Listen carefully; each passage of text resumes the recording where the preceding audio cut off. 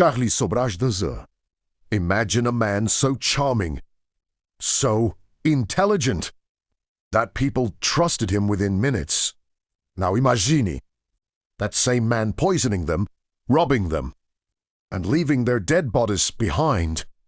He didn't use brute force. He didn't need weapons most of the time.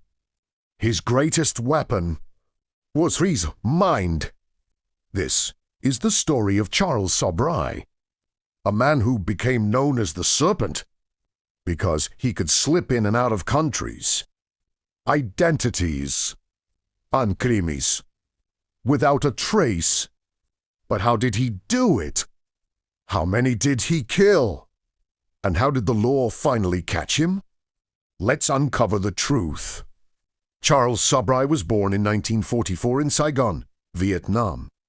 His father was Indian and his mother was Vietnamese. But his childhood was far from stable. After his parents separated, his mother married a French officer, and Charles was sent between different countries. He grew up feeling like an outsider, not fully accepted anywhere. By his teenage years, crime had already entered his life. Petty theft, fraud, manipulation. He quickly learned one thing: charm opens doors, and lies keep them open. In the 1970s, Charles began traveling across Asia, Thailand, Nepal, India. He targeted Western tourists, especially backpackers. Why? Because they were trusting, far from home, easy to manipulate, fed off creamy. Charles rarely used weapons. His signature method was befriend victims, gain trust, poison them, often using drugs mixed in drinks, steal passports and money. Sometimes victims survived, but many didn't. Murder methods: poisoning with sleeping pills or toxic substances, burning bodies to destroy evidence, drowning victims after drugging them, strangulation in some cases, using a victim. He often used stolen passports to travel. He would literally become his victims. That's why he was almost impossible to track. Known murders. One of his most infamous crimes happened in Thailand. A young American woman was found dead, wearing a bikini. Her body had been burned. She was later identified as Teresa Knowlton. Another case involved a Dutch couple, Henkie Binktanja, Cornelia Hemker. They trusted Charles and paid the ultimate price. Authorities believe he killed at least 12 to 20 people, though the real number may be higher. Investigation.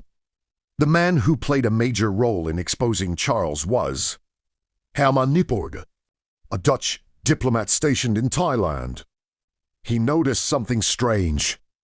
Multiple Dutch tourists had gone missing. Nippenberg began investigating on his own.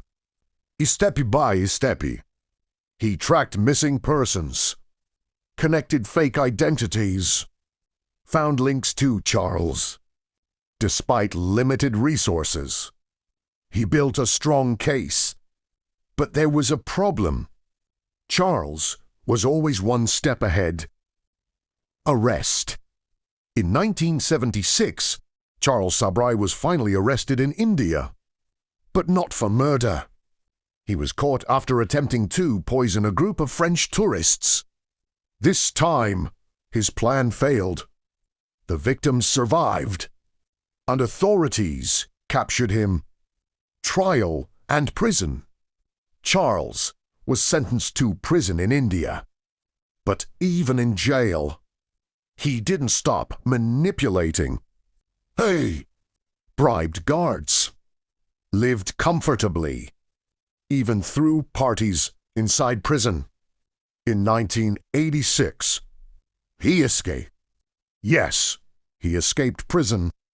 But surprisingly, he was caught again shortly after. Why?